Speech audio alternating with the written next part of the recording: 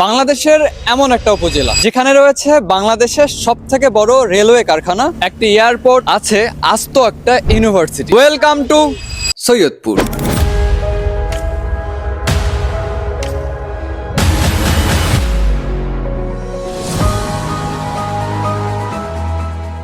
আজকের ভিডিওতে সৈয়দপুর শহর এক্সপ্লোর করব। হাই, আমি তন্ময়। তো চলুন শুরু করা যাক। জানা যায় ভারতের কোচবিহার থেকে সৈয়দ পরিবার নামে একটা পরিবার এই সৈয়দপুরে বসবাস শুরু করে, আর ওই সৈয়দ নাম থেকেই এই এলাকাটার নাম হয় সৈয়দপুর। বাস টার্মিনাল থেকে মাত্র 10 টাকায় আপনি যাবেন Bangladesh army university of science and technology. আপনারা অনেকেই আমাকে জিজ্ঞাসা করছিলেন যে আমি আসলে কোথায় পড়ি, অ্যান্ড এইটা হচ্ছে আমার ইউনিভার্সিটি।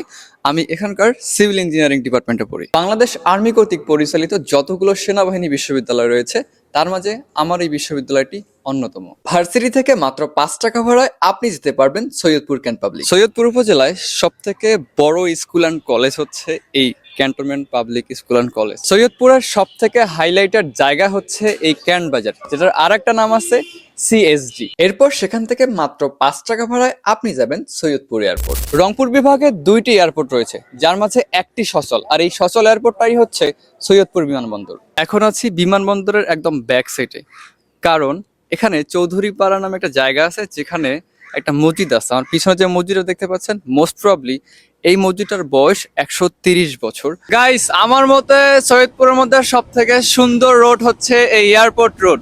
আমার হাতের ডান পাশে সৈয়দপুর ক্যান্টনমেন্ট এবং আমার হাতের বাম পাশে একটা স্পেশাল জায়গা, আর এই স্পেশাল জায়গাটা হচ্ছে আমার পিছনের জায়গা, অর্থাৎ সৈয়দপুর সরকারি বিজ্ঞান কলেজ। আমার মতে বাংলাদেশের সব থেকে সেরা সরকারি কলেজ হচ্ছে এইটা।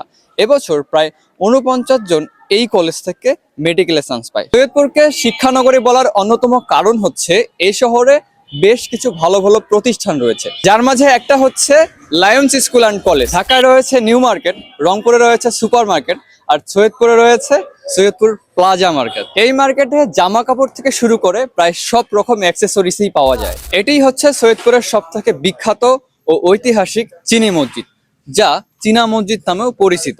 মসজিদটি 1863 সালে মুঘল স্থাপত্য অনুসরণ করে বানানো হয়েছিল। এই মসজিদটির বিশেষত্ব হচ্ছে এই পুরো মসজিদটা মার্বেল পাথর দিয়ে বানানো হয়েছে এবং এখানে 243টি সংকর মর্মর পাথরও রয়েছে। এই ছোট্ট শহরটিতে প্রায় সকল ধর্মের মানুষই বসবাস করে। দেখুন, আমার পিছনে রয়েছে খ্রিস্টানদের কবর এবং তার পিছনে রয়েছে চিনি মসজিদ, অর্থাৎ চিনি মসজিদের পিছনে রয়েছে খ্রিস্টানদের কবর। ব্যাপারটা কত চমৎকার না? বাংলাদেশের সর্বমোট 10টি রেলওয়ে হাসপাতাল রয়েছে, যার মাঝে একটি সৈয়দপুর শহরে অবস্থিত।